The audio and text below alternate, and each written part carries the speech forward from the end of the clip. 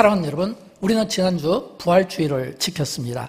영광교회만 지킨 것이 아니라 부활주의를 지상에 있는 모든 교회와 성도들이 함께 지키게 되었고, 또 부활주의를 통하여 찬양으로 우리가 하나님께 영광을 올려드렸습니다.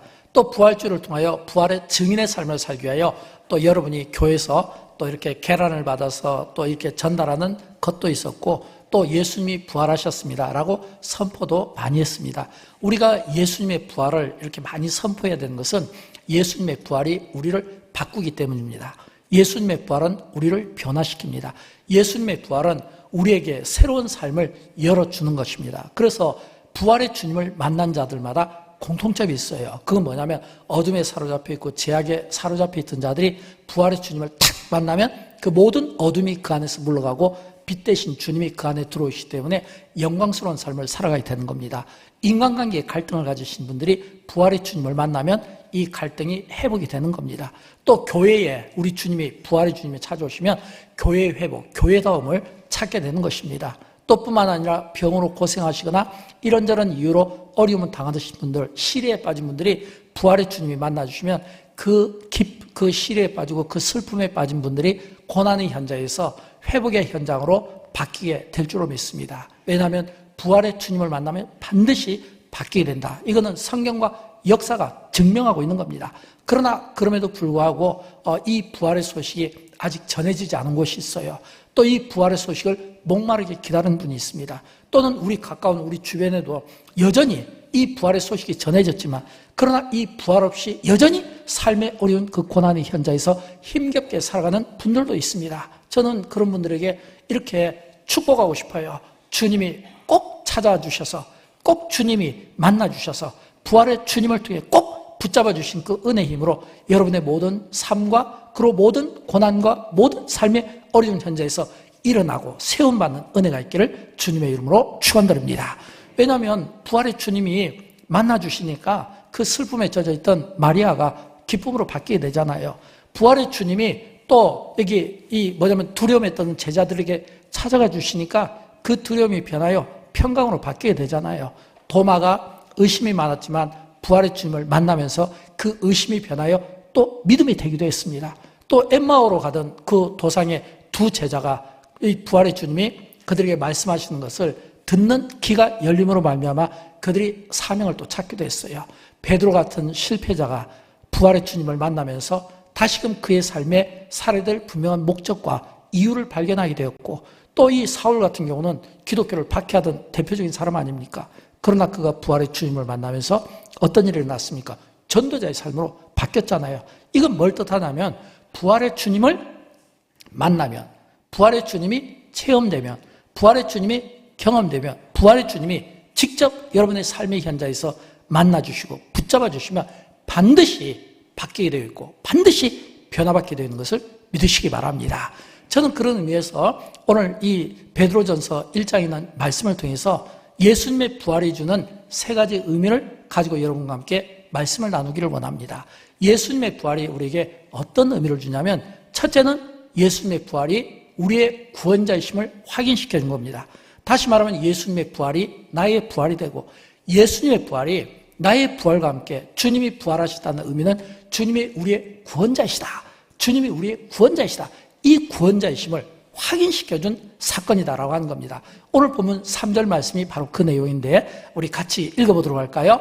우리 주 예수 그리스도의 아버지 하나님을 찬송하리로다. 그의 많으신 긍휼대로 예수 그리스도를 죽은 자 가운데서 부활하게 하심으로 말미암아 우리를 거듭나게 하사 산 소망이 있게 하시며 아멘. 여러분, 이 베드로전서 1장 3절을 보면 우리 주 예수 그리스도의 아버지 하나님을 찬송하리로다. 하나님을 찬송하리로다. 왜 하나님이 찬송을 받으셔야 되냐면 그의 많으신 긍휼대로 예수 그리스도를 죽은 자 가운데서 부활하게 하신 분이십니다. 다시 말하면 하나님이 예수님을 부활하게 하신 거예요. 또 하나님께서 예수님의 이 부활로 하여금 우리를 어떻게 하냐면 거듭나게 했다 이렇거든요. 우리를 거듭나게 하사. 여러분, 이 거듭나게라는 이 말은 두 번 태어난다는 반복적인 의미가 있습니다. 두 번이라는 반복적인 의미가 있어요. 여러분, 우리가 지난 주간 부활주일 때 이제 하나님 앞에 예배드리고 나가실 때 여러분 받아가신 게 있잖아요. 뭘 받아가시냐면 다 계란 받아가셨잖아요. 이 계란이 크고 작고 가격에 어떤 이런 차이가 아니라 이 교회가 이 부활절 날 이렇게 계란을 이렇게 선물로 주는 것은 어떤 의미가 있냐면 이 계란이 이 첫 번째는 이게 닭이 되려면 먼저 계란으로 돼야 되고 그 다음에 두 번째는 병아리가 돼야 되잖아요. 그래야 닭이 되는 거잖아요. 그런 것처럼 인간도 마찬가지예요. 인간도 이 닭이 되기 위해서는 계란으로 먼저 나고 그 다음에 닭이 되어야 되는 것, 병아리가 되어야 되는 것처럼 우리도 한 번 태어난 것이 아니라 두 번 태어난 겁니다. 인간도 육신의 부모로부터 한 번 태어나고 그리고 두 번째는 예수 그리스도를 믿음으로써 하나님의 자녀로서 또 우리가 태어나는 겁니다. 이 말은 한 번 태어나면 예를 들어서 육신의 부모로부터 한 번만 태어나면 두 번 죽게 되는 거예요. 그러나 우리가 두 번 태어나면 육신의 부모로부터 한 번 태어나고 그리고 또 우리가 예수 그리스도를 믿는 믿음으로 또 한 번 더 태어나게 되면 한 번 죽는 거예요. 육신으로만 태어났다는 것은 어떤 의미냐면 우리가 육신의 부모로부터 태어나요. 그러면 태어난 다음에 우리가 하나님께서 부르셔서 어떤 수명을 타고 죽게 되잖아요. 죽게 되면 두 번째는 어떤 일이 날까요? 한 번 태어난 사람은 두 번째는 심판과 사망, 이 심판과 사망이 거의 따르는 거예요. 그러나 두 번 태어난 사람은 한 번 죽습니다. 이 말은 뭐냐면 우리가 한 번 죽으면 그 다음에는 어떻게 되냐면 천국으로 가기 때문입니다. 육신이 한 번 죽으면 두 번째는 어디로 가냐면 천국으로 간다는 거예요. 사랑하는 여러분, 저와 여러분 우리가 이 자리에서 예배를 드리는 것은 우리를 낳게 한 육신의 부모가 있어요. 그러나 두 번째 하나님이 자기 아들 예수 그리스도를 우리에게 보내주심으로 말미암아 자녀 삼아주신, 그래서 예수 그리스도를 믿음으로 우리가 또 한 번 태어난 겁니다. 이게 뭐냐면 거듭나사 산 소망이 있게 하시며 바로 이 의미거든요. 저와 여러분 우리 모두가 언제가 될지는 모르지만 그날에 우리 주님의 나라 천국에서 다시 만나는 기쁨이 있게 되기를 주님의 이름으로 축원드립니다. 그래서 예수 믿는 우리는 예수님의 부활을 우리가 선포할 수 있어야 돼요. 어떻게 선포해야 될까요? 로마서 1장 4절을 보면 같이 읽어보도록 할까요? 죽은 자들 가운데서 부활하사 하나님의 아들로 선포되셨으니 아멘. 죽은 자들 가운데서 부활하사 능력으로 하나님의 아들로 선포되셨으니 그랬거든요. 예수님의 부활이 믿어지면 예수의 부활이 나의 부활이 되고 예수님의 부활로 예수님이 우리의 구원자가 되셨다라는 이 확신을 갖게 되면 그 다음에 우리는 뭐예요? 예수님이 부활하셨습니다. 이걸 가지고 우리가 증거하고 선포할 수 있어야 된다는 거예요. 저는 예수님과 함께했던 많은 제자들, 예수님을 따라다녔던 많은 그 사람들 가운데 특별히 예수님을 따라다니면서 예수님의 십자가의 그 죽으심과 부활과 그리고 그 부활 이후의 행적을 생생하게 이 가까이서 지켜보면서 그 생생한 삶의 체험을 가졌던 여러 사람들이 있을 텐데 그 중에 한 사람을 꼽으려면 저는 베드로를 꼽을 수가 있을 것 같아요. 왜냐하면 베드로는 부활의 생생한 체험이 누구보다도 강했을 것 같아요. 여러분 예수님께서 십자가에서 이렇게 못 박히시기 전에 원수들에게 붙잡혀서 그 밤에 막 그 심한 고문과 매질과 그리고 순환을 당할 때 그때 베드로가 한 일이 뭐예요? 3번이나 예수님을 부인했어요. 저주했어요. 또 예수님께서 십자가를 지실 때 베드로는 멀리 도망간 상태였습니다. 그렇잖아요? 그러니까 어떤 의미로 보면 이 베드로는 예수님이 가장 힘든 시간에 예수님을 부인하고 도망갔던 베드로. 근데 그 베드로를 주님이 찾아와 주셨어요. 주님이 찾아와 주셨어요. 근데 이 베드로의 생애 가운데 아마 이 사건을 잊지 못할 것 같아요. 그건 뭐냐면 물론 그가 이렇게 무서워서 두려움에 가득 차 있을 때 집안에 숨었을 때 예수님께서 찾아와 주셔서 평강이 있을지라 라고 말씀하신 그 은혜도 있겠지만 그러나 더 깊은 생생한 체험은 디베랴 바다에서 이 베드로가 이제 밤이 맞도록 고기를 잡는데 잡지를 못하잖아요. 근데 그때 예수님께서 부활하신 그 몸을 가지고 디베랴 바다로 찾아오십니다. 손에 난 그 못자국, 그 손으로 손수 조반을 만들어서 조반을 준비해서 베드로에게 주시는 거예요. 그러면서 주님이 베드로에게 하신 그 말씀이 굉장히 베드로의 심금을 울리지 않았을까요? 왜냐하면 베드로야, 내가 나를 사랑하느냐? 내가 나를 사랑하냐? 3번이나 있거든요. 근데 이 3번은 그가 예수님 앞에서 3번 부인했잖아요. 근데 예수님이 똑같이 3번 내가 나를 사랑하느냐? 라고 하시는데 그 사랑하느냐 말씀하시는 그 눈빛이 굉장히 애정 어린 눈빛이고 사랑의 눈빛이고 그 목소리가 베드로를 책망하거나 혼내려는 뭔가 좀 서운한 감정이 있기보다는 이해한다는 동정 어린 눈빛이에요. 여러분, 동정이라는 것은 무슨 말인 줄 아십니까? 베드로야, 동정 어린 눈빛으로 내가 나를 사랑하냐. 이 이야기는 이런 뜻 아닐까요? 베드로야, 나는 너가 나를 너무 사랑을 잘 알고 있어. 그러나 그때 그 밤이 너무 무서웠지. 너무 두려웠지. 나도 이해가 돼. 얼마나 무섭고 두려우면 너가 나를 3번이나 부인했을까? 얼마나 무서우면 그 자리를 뛰쳐나가 도망갔을까? 충분히 이해된다. 그러나 지금 내가 다시 한번 묻는다. 너가 나를 사랑하느냐? 라고 이야기했을 때 아마 베드로는 아마 그 상상을 하면 굉장히 아마 그 심령 속에 엄청 울컥하는 그 무언가가 있지 않겠습니까? 여러분, 왜 제가 이 말씀을 드리냐면 우리가 신앙생활을 할 때 이런 생생한 체험이 필요하다는 거예요. 이런 생생한 부활의 주님이 나를 찾아와 주셔서 나를 용서하시고 그리고 나의 삶에 다시금 어떤 이 삶의 의욕을 불러주시고 뭔가 다시금 이 의기소침한 나를 붙들어 일으켜주시면서 내가 나를 사랑하냐? 너가 정말 나를 사랑하냐면 지금부터라도 내 양을 먹이고 내 양을 치라 라고 말씀하시는 그 동정 어린 그 주님의 그 사랑의 눈빛을 도저히 잊을 수가 없는 거예요. 우리가 신앙생활 할 때 주님이 나를 만나주신 이런 생생한 체험이 필요하고 주님이 나를 만나주신 이런 생생한 영적인 간증과 부활신앙과 이런 어떤 역사가 신앙의 역사가 있어야 우리가 이 험한 세상에서 흔들리지를 않게 되는 거예요. 우리가 많은 경우 신앙생활하면서 이렇게 흔들리고 저렇게 흔들리고 사람 때문에 흔들리고 물질 때문에 흔들리고 문제 때문에 흔들리고 환경 때문에 흔들릴 때 이런 부활의 주님이 베드로를 만나주셨을 때 가졌던 이런 생생한 체험이 있을 때 우리가 흔들림 없이 중심을 잡고 우리가 믿음 생활을 해나갈 수가 있다라고 하는 것입니다. 베드로는요, 분명한 부활 체험이 있고 분명한 부활의 현장이 있었고 분명한 이 부활의 신앙이 있었어요. 그러니까 베드로가 나중에 이제 그가 오순절 성령의 그 기름 부으심이 그 마가의 다락방에 있은 이후에 이 베드로가요 어떻게 바뀌냐면 이제는 설교자로 바뀌는 거예요.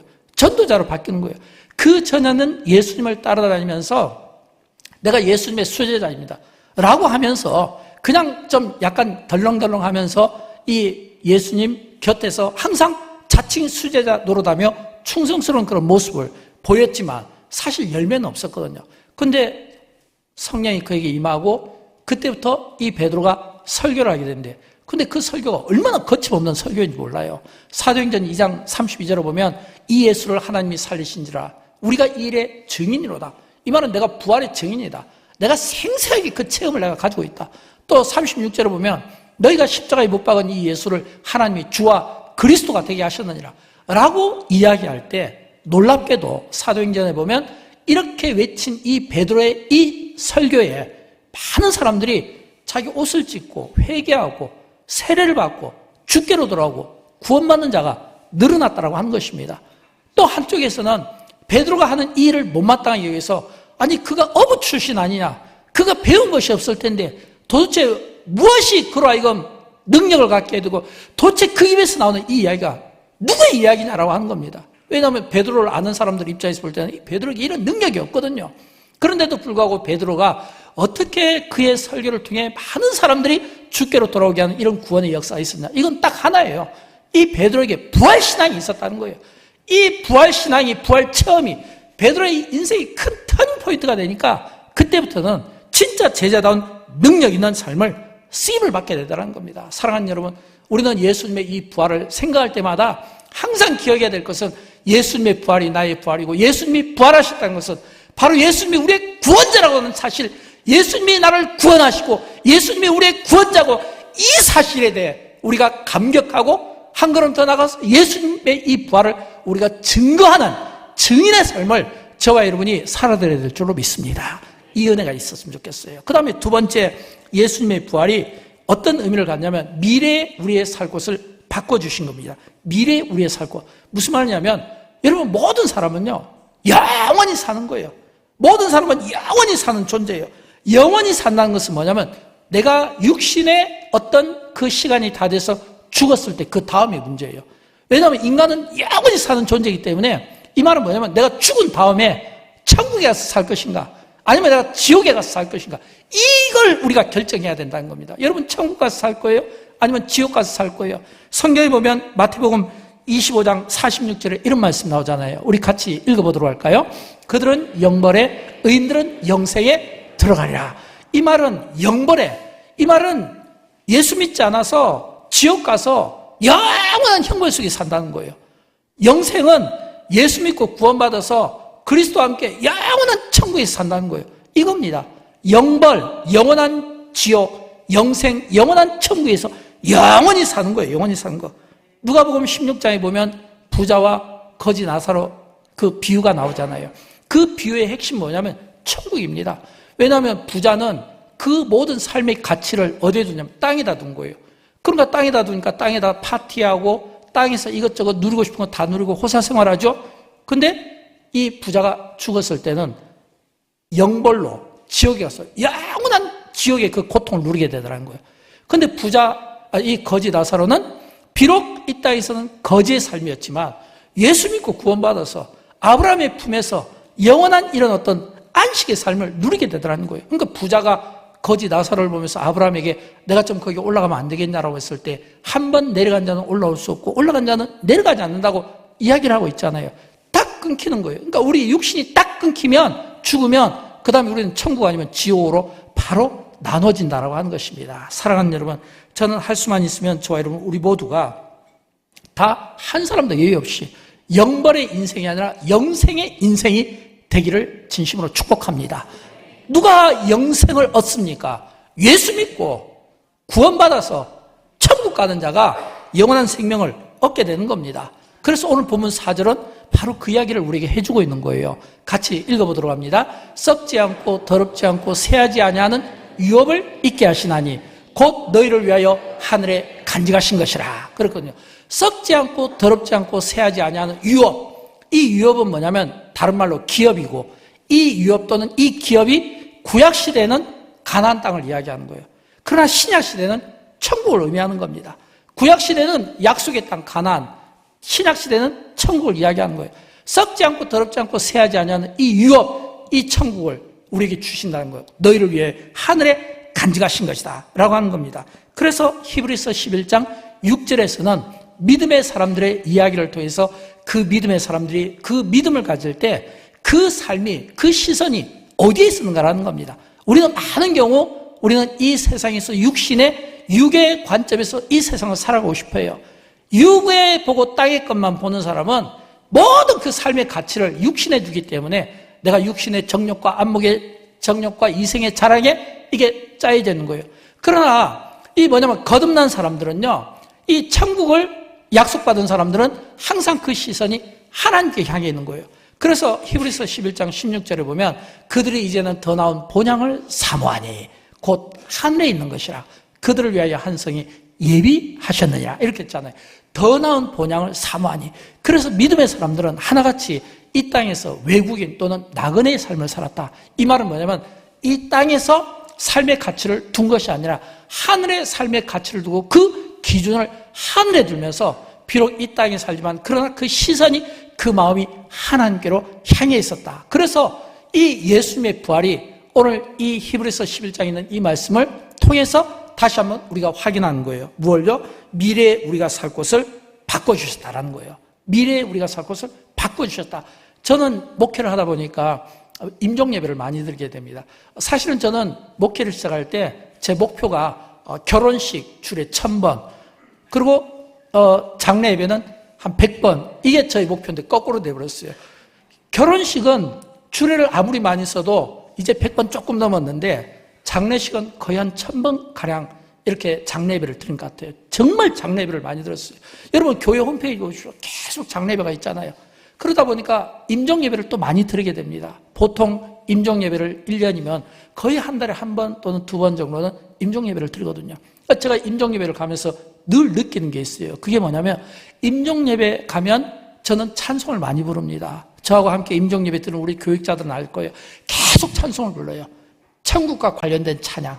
그리고 또 이제 임종을 앞두신 분이 생전에 즐겨 부르던 이 찬양을 계속 불러줍니다. 왜 제가 계속 불러주냐면 이미 몸은 굳어가고 이미 의식이 없는 것 같지만 영은 살아있거든요. 계속 부르면 어떻게 되냐면 입술이 떨려요. 저는 이 입술이 떨리는 게 따라 부른다고 생각을 하는 거예요.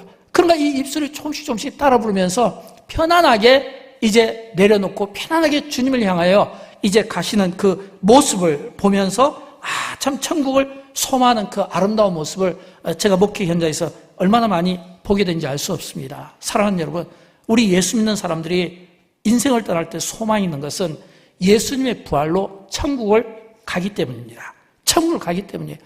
이 말은 우리가 이 땅에서도 현세의 삶에도 복을 누려야 되지만 그러나 예수의 부활을 믿는 우리는 또 동시에 죽음에 대해서도 비전을 가지고 있어야 돼요. 우리가 이 땅에서의 삶에도 복을 누리며 하나님이 주시는 그 복을 마음껏 축복된 삶을 살아야 되지만 그러나 동시에 우리가 죽는다는 이 사실을 기억하고 죽음에 대한 좋은 비전을 준비할 수 있어야 되는 겁니다. 여러분, 이 1세기 그리스도인들이요, 이 메멘토 모리라고 하는 라틴어가 있는데 이게 무슨 뜻이냐면 죽는다는 것을 기억하며 살라는 겁니다. 죽는다는 것을 기억하라. 이 말은 우리가 죽지 않는 것이 아니라 모든 사람은 육신의 부모에게 태어난 사람은 한 번 죽고 그 다음에 심판이 있고 또 육신의 부모에게 태어나고 또 예수 그리스도를 통해서 거듭난 사람은 한 번 죽고 영원한 천국에 가잖아요. 그러니까 죽는다는 것을 기억하라는 것은 어떤 의미냐면 죽는다, 이걸 기억하며 살아. 이건 우리가 인생을 진지하게 살아드리겠다는 뜻이에요. 인생을 건성으로 낭비하며 살아가는 것이 아니라 인생을 진지하게, 인생을 성실하게, 인생을 정직하게 살겠다는 그런 어떤 다짐이고, 그리고 예수님의 이 부활을 통해서 천국을 소망하고 약속을 받았기 때문에 이 죽음이 그들에게는 두려움이 아니라 오히려 이 죽음이 그들에게는 주님 앞에서 칭찬받는 이런 이 상급으로 생각하니까 그들이 순교의 현장에서 또는 선교제에서 또는 고난의 현장에서 그들이 당당하게 살아갈 수 있었다는 겁니다. 예수님의 부활이 나의 부활이고 예수님의 부활이 우리의 구원자이심을 확신하시고 예수님의 부활이 우리에게 미래의 새로운 곳을 살 곳을 우리에게 정해주시고 그 새로운 그 살 곳, 그 천국을 우리에게 만들어주심을 꼭 기억하고 이 땅에서도 행복하고 축복된 삶을 천국을 누리면서 사시되, 그러나 우리가 인간의 수명이 다하여 그 육신이 떠날 때 우리의 영혼이 천국에서 우리 주님과 함께 영원히 안식을 누리며 영원히 영생 복락의 이 복을 여러분 모두가 누리시기를 주님의 이름으로 축원드립니다. 마지막으로 세 번째, 이 세상을 바꿀 수 있는 능력을 주셨습니다. 여러분, 예수님의 부활은 제가 앞에 서론에서 이야기했잖아요. 예수님의 부활은 우리를 바꾼다 했잖아요. 예수님의 부활은 우리를 바꿉니다. 예수님의 부활은 우리를 변화시킵니다. 이 말은 뭐냐면 세상을 변화시킬 수 있는 능력이 예수 믿는 우리에게 있다는 겁니다. 여러분, 삶이 힘드시죠? 얼마나 힘드십니까? 제가 최근에 저희 교회 성도님 이렇게 한 가정을 신방하게 되었는데 이렇게 상가 건물이었어요. 임대라고 이렇게 붙어 있더라고요. 제가 주변에 보니까 임대라고 붙은 데가 참 많아요. 그래서 이제 이렇게 가끔가다 성도님들이 목사님 요즘에 뭐 이렇게 뭐 여수 어느 곳을 가더라도 이 임대라는 이 스티커가 붙은 데가 참 많이 있습니다. 마음이 참 아파요. 예, 참 마음이 아파요. 왜냐하면 얼마나 참 그 성도님이 힘드실까. 또 기도하는 제 입장에서도 참 마음이 아파요. 여러분, 이런 것처럼 또 어떤 분은 또 병으로 지금 사투를 하면서 지금 막 처절하게 싸우는 분도 있어요. 그 소식을 들을 때마다 마음이 아파요. 그러니까 우리가 이 세상에 살아가면서 우리가 참 힘들다는 것은 뭐냐면 어떤 분은 경제적인 어려움 때문에, 어떤 분은 사업의 어려움 때문에, 어떤 분은 가정의 어려움 때문에, 어떤 분은 어떤 육체의 질고로 어려움 때문에 힘든 거예요. 그래서 기도 제목이 많은 겁니다. 기도 제목이 많다는 것은 바꿔 이야기하면 내가 그만큼 힘들다는 거예요. 어떤 분은 저에게 목사님 저에게 이런 기도 제목이 있습니다. 그 기도 제목이 숫자가 많아요. 숫자가 많다는 것은 그걸 바르게 이야기하면 그만큼 힘들다는 거예요. 여러분, 삶이 힘들죠? 얼마나 힘듭니까? 힘들 때마다 저는 이 베드로전서 이 1장에서 이 베드로가 한 이 이야기가 참 좀 이렇게 도움이 되었으면 좋겠어요. 왜냐하면 여러분, 베드로 사도가 오늘 이 베드로전서를 다 1장을 열어갈 때 이 1장 1절에서 어떻게 열어가냐면 이렇게 열어갔는데 우리 1장 1절을 같이 읽어봅니다. 예수 그리스도의 사도 베드로는 본도, 갈라디아, 갑바도기아, 아시아와 비두냐에 흩어진 나그네, 이렇게 되어 있거든요. 저는 지금 이 베드로가 이 이야기를 할 때 그 배경이 이 베드로가 그 인생의 노년에 이제 예수님의 그 십자가의 죽음과 부활을 체험하고, 그리고 이제 그가 사도로 쓰임을 받으면서 이 베드로가 유대 땅에서 지금 본도, 갈라디아, 갑바도기아, 아시아, 비두냐가 이게 지도상으로 보면 예루살렘에서 터키에 있는 소아시아 그 지역을 이야기하는 겁니다. 굉장히 먼 거리예요. 제가 제 아내와 함께 선교지로 가면서 제가 여기에 있는 이 도시들을 가보게 됐는데, 이 도시들은요, 우리 대한민국과는 다르게 굉장히, 우리 대한민국은 산이 많잖아요. 거기는 전부 평야예요. 전부 평야. 평야고 광야고, 그리고 산같이 생긴 이 뭐냐면 구멍이 뚫린 이런 뭐 암자 같은데 동굴이 많이 있어요. 그리고 또 밑에, 또 땅 밑에는 뭐냐면 이 뭐가 있냐면 이 카타콤이라고 들어보셨죠? 지하 동굴. 왜냐하면 이 여기에 나오는 이 도시들은 뭐냐면 산이 없고 동굴, 아니면 지하 동굴, 아니면 지하 어떤 그 굉장히 그 숨기 어려운 이렇게 좀 답답한 이런 곳을 이야기하는 겁니다. 근데 왜 베드로가 이야기를 꺼냈냐면, 베드로가 지금 여기 보면 흩어진 유대인이라고 했잖아요. 이 말은 예수 그리스도 때문에 그들이 당하는 박해와 그 고난을 피해서, 이 말은 뭐냐면 신앙의 자유, 내 안에는 예수님, 내 안에는 이 부활의 이 신앙을 포기할 수 없어서 지키기 위해서 그 신앙 때문에 많이 여기저기 흩어져 있다는 거예요. 그걸 베드로가 찾아다니는 겁니다. 근데 찾아다니는데 그 찾아다니는 그 장소가 광야고 산이고 동굴이고 토굴이라고 히브리서 11장 38절에 보면 나와 있어요. 제가 거기를 가서 하나하나 보면서 무슨 생각이냐면, 카타콤을 이렇게 들어가는데 막 숨을 못 쉬겠더라고요.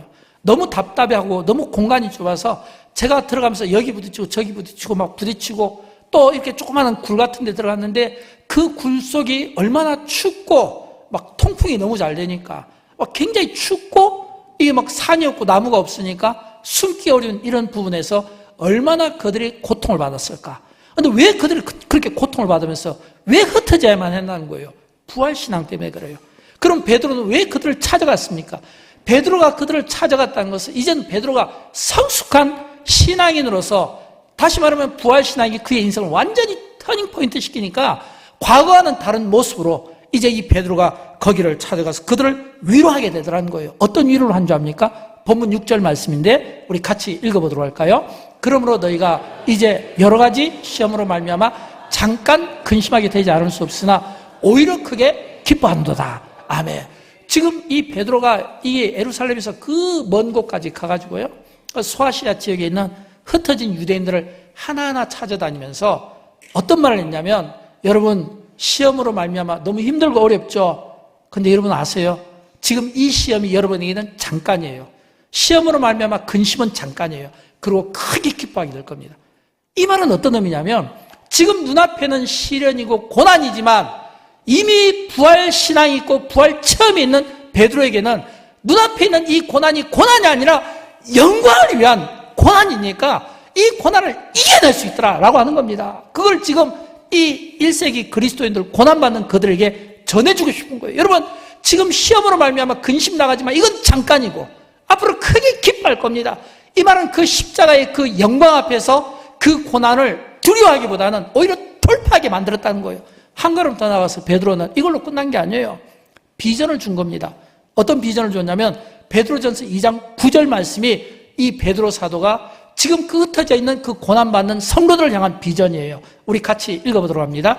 너희는 족속이요 왕같은 제사장들이요 거룩한 나라요 그의 소유가 된 백성이니 이는 너희를 어두운 데서 불러내어 그의 기이한 빛에 들어가게 하신 이의 아름다운 덕을 선포하게 하려 하심이라 그랬거든요. 아멘. 이 말은 지금 흩어진 그 유대인들을 찾아다니면서 베드로가 이야기하는 겁니다. 암굴 또는 토굴 또는 지하 이런 어떤 카타콤 같은 데 무덤 밑에 들어갔고, 여러분은 택하신 족속입니다. 여러분은 왕같은 제사장입니다. 이건 좀 비전이에요. 여러분 왕같은 제사장입니다. 이 왕같은 제사장이라는 것은 우리가 왕이라는 거예요. 우리가 제사장이라는 거예요. 우리가 하나님의 이 복음을 위임받아서 하나님과 함께 일하는 성도라고 하는 것입니다. 왕같은 제사장이라는 것은 하나님께서 우리에게 너는 왕이야. 그래서 권력으로 누르고 힘으로 누르고 계급으로 누르고 서열로 누르고 나이로 누르고 직분으로 누르고, 이게 아니에요. 왕같은 제사장이라는 것은 너희가 왕으로서, 너희가 제사장으로서 너희가 하나님의 일을 위임받은 성도로서 다스리라는 거예요. 여러분, 그러면 이 왕같은 제사장으로 그들이 다스려야 될 건 뭘까요? 하나는 복음이고 하나는 기도입니다. 복음으로 그들에게 부활의 주님을 증언함으로써 한 영혼을 천하보다 귀하게 여기시는 영혼 구원을 위해서 힘쓰고, 또 기도로 다스리라는 거예요. 기도로 다스리라는 것은 뭐냐면, 하나님께서 우리에게 왕같은 제사장의 신분을 주었다는 것은 권위가 아니에요. 명예가 아니에요. 이것은 계급이 아니에요. 이 왕같은 제사장의 신분을 가진 너희가 기도로 세상을 다스리라는 겁니다. 그래서 하나님께서 우리에게 기도라는 특권을 주셨잖아요. 그래서 우리의 기도가 하나님 앞에 이루어질 때 하나님은 우리의 그 기도를 들으시고, 그리고 그 기도 가운데 역사하시고 복을 주시는 하나님이시라는 거예요. 우리가 우리 개인을 위해서 기도하고, 우리가 가정을 위해서 기도하고, 우리가 자녀를 위해서 기도하면 하나님이 우리 가정에 복을 주시는 거예요. 우리가 하나님 앞에서 영광교 5대 비전을 놓고 기도하고, 우리가 하나님 앞에 교회를 위해서 기도하면 하나님의 영광교에 복을 주시는 거예요. 하나님께서 다음 세대를 위해서, 다음 세대 자녀들을 위해서, 또 다음 세대를 또 준비시키는 교사들을 위해서 기도하면 하나님께서 다음 세대에 우리 교회 학교를 부흥시켜 주는 겁니다. 또 우리 가운데 연약한 자들, 병중에 고생하시는 분들, 영적으로 미약한 자들, 뭔가 낙심되고 상심된 자들을 위해서 기도하면 하나님이 왕같은 제사장의 신분을 가진 우리의 기도를 받아주심으로 말미암아 연약한 자들을 회복하고 시련에 빠진 자들 용기를 갖게 된다는 거예요. 하나님께서 우리 여수지역 산단의 이 위기, 이 산단의 이 경제를 위해서, 경제 회복을 위해서 기도하면 하나님이 여수지역에 복을 주신다는 거예요. 하나님께서 우리 대한민국을 놓고, 선거를 놓고, 또는 우리 대한민국의 환경을 놓고 기도하면 하나님께서 기도하는 우리를 통해 왕같은 제사장의 그 기도를 받으신 우리를 통해 하나님이 대한민국에 복을 주신다는 거예요. 하나님께서 세계를 위해서 기도하고, 또 뿐만 아니라 선교를 위해서 기도하면 하나님께서 기도하는 우리의 그 기도를 통해 우리에게 준 이 왕같은 신분, 왕의 신분, 제사장의 신분, 하나님과 함께 일하는 이 성도의 신분을 가진 우리의 기도를 통해 하나님이 복을 주신다는 거예요. 저는 여러분, 이런 우리가 왕같은 제사장의 이 신분을 가지고 하나님이 우리에게 주신 이 기도의 특권을 우리가 마음껏 사용함으로 말미암아 우리의 기도를 통해 이 세상이 다스려지기를 주님의 이름으로 축원드립니다. 사랑하는 여러분, 우리는 이 세상을 살아가다 보면 참 힘들고 어려운 일들을 많이 겪게 됩니다. 경제적으로 어렵고, 가정적으로 어렵고, 또는 사회적으로 어렵고, 또는 여러 어려움들이 있어요. 근데 그런 어려움들이 있지만, 어려움을 보는 사람에게는 어려울 수도 있지만, 그러나 왕같은 제사장의 신분을 가지고 그 다스림을, 그런 하나님의 그 통치를 위임받은 우리가 그 하나님의 통치를 위임받은 그 영적인 그 관점으로 보면 이거는 어려움의 문제가 아니라, 하나님이 나에게 이런 기도 제목을 주셔서 나로 기도하게 하는구나. 이게 뭐냐면 부활의 주님 때문에 바뀐 우리의 신분이라고 하는 겁니다. 그러니까 우리가 이 부활주를 통해서 다시 한번 확인해야 되는 건 우리가 바뀐 신분이에요. 어떻게 바뀌었습니까? 여러분, 나는 누구입니까? 나는 하나님의 자녀예요. 나는 누구입니까? 나는 예수 그리스도 때문에 구원받은 하나님의 자녀입니다. 예수님의 십자가의 그 피 흘리심을 통해서 나는 이미 제사함을 받은 하나님의 자녀입니다. 또 뿐만 아니라 베드로 사도가 우리에게 이야기해 준 것처럼 왕같은 제사장이라고 했잖아요. 우리가 왕으로서, 우리가 제사장으로서, 우리가 하나님의 이 통치를 위임받은 성도로서 우리가 그 일들을 감당해낼 수 있는 그런 자격, 라이센스를 얻었다는 거예요. 이게 뭐냐면 부활신앙이 우리의 신분을 바꿔줬다는 거예요. 그러므로 여러분, 이미 부활신앙이 우리의 신분을 바꿔줬는데도 불구하고 여전히 부활 없이 고난 가운데 사는 자들을 향해서 선포하시기 바랍니다. 사랑하는 형제 자매 여러분, 예수님의 부활이 우리의 신분을 바꿔줬어요. 이제는 우리가 부활 없이 아직도 십자가의 그 고난의 삶을 사신다면 예수님의 이 부활을 맞이하십시오. 예수님의 그 부활을 만나십시오. 부활의 주님이 여러분의 삶 가운데 꼭 터치하도록 만들어주십시오. 베드로가 생생한 체험을 했던 것처럼 저와 여러분의 이 생생한 체험을 통해 우리의 바뀐 이 신분을 세상 앞에 증명하며 보여주며 살아갔으면 좋겠습니다. 이게 베드로가 고난받는 흩어진 성도들을 향해서 이야기하는 겁니다. 베드로전서 1장 3절을 통해 우리는 구원받은 하나님의 자녀입니다. 주님은 우리의 소망이십니다. 소망이 주님을 이야기하는 거예요. 그리고 베드로전서 2장 9절에서 우리가 바로 하나님께로부터 왕같은 제사장으로 하나님의 그 통치를 위임받은 하나님의 성도입니다. 부름받은, 이걸 우리가 생각할 수 있어야 된다는 겁니다. 사랑하는 여러분, 영광교회가 하는 모든 일의 목적은 이래야 된다고 생각합니다. 영광교회가 하는 모든 일의 목적은 사람들을 예수님께 데려오는 일을 보다 쉽게 하는데 모여져서 우리의 마음이 사람들 마음 사이에서 우정의 다리를 만들어서 예수 그리스도께서 그 다리를 건너서 그들의 삶 속에 들어가게 하는 일입니다. 이 말을 좀 더 쉽게 말하면 부활의 주님이 오늘 우리의 이 증인의 삶을 통해, 증거의 삶을 통해 그 속에 들어가게 만드는 거예요. 부활의 주님이 그 생명체가 우리의 이 기도를 통해 그 삶 속에 들어가게 만드는 거예요. 이게 굉장히 중요해요. 왜일까요? 예수님이 우리 안에 들어와야 돼요. 여러분, 여러분의 마음속에 예수님이 들어와 계십니까? 예수 그리스도가 내 안에 들어오면 어떻게 그렇게 말할 수 있어요? 어떻게 그렇게 행동할 수 있어요? 어떻게 그렇게 살 수가 있어요? 예수님이 내 안에 들어오면 절대 그렇게 살 수가 없는 거예요. 예수님이 내 안에 들어오면 우리는 행동하고 말하고 모든 것에 대해서 예수님처럼 말해야 되죠. 예수님처럼 행동해야 되죠. 예수님처럼 생각해야 되죠. 예수님 그 마음을 가지고 있으면, 문제는 부활의 주님이 내 안에 계신가? 부활의 주님이 나를 만나 주셨는가? 부활의 주님이 나의 이런 모든 성품들을 다듬어 주시고 고쳐 주셨는가? 이걸 우리가 볼 수 있어야 되는 겁니다. 한 걸음 더 나가서 부활 신앙을 가진 우리는요, 물론 우리가 전도와 기도가 중요해요. 저는 믿습니다. 저는 복음 전도의 그 능력을 믿습니다. 우리가 복음을 전하면 반드시 그 영혼이 주께로 돌아온다는 것을 믿습니다. 저는 기도의 능력을 믿습니다. 우리가 예수 그리스도의 이름으로 우리가 구하는 것들은 하나님이 반드시 응답하신다는 걸 믿습니다. 그러나 우리가 한 걸음 더 나아가야 될 것은 전도와 기도가 중요하지만 또 중요한 게 있어요. 우리는 이 전도 기도 외에 오늘 하나님의 긍휼을 필요로 하는, 그리고 하나님께서 다스리는 이 세상 속에서 하나님이 우리에게 주신 이 부름받은 특권이 있고 또 보냄받은 특권이 있는 거예요.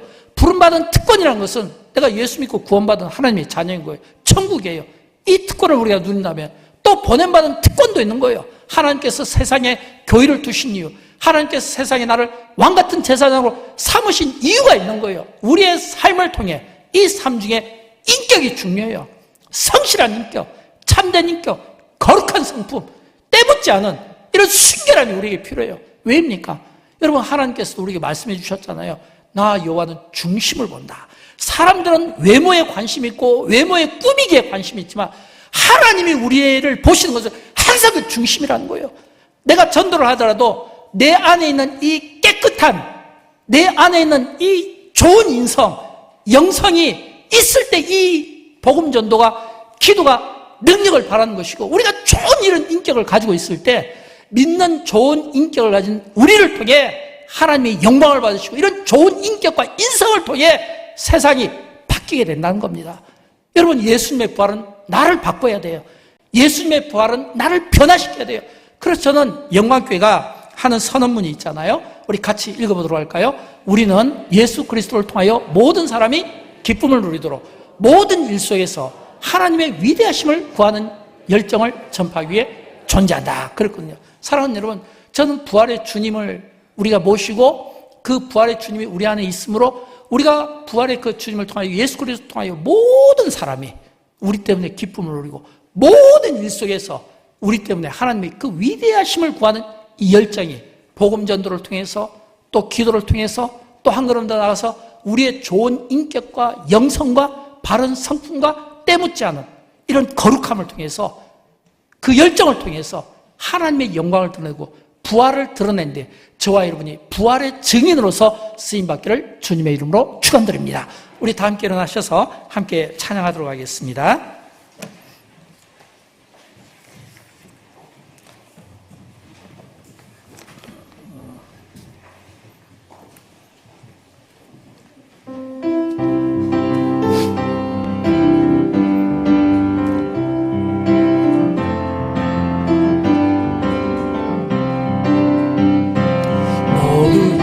경배하라. 사랑을 이기신 주 우리 예수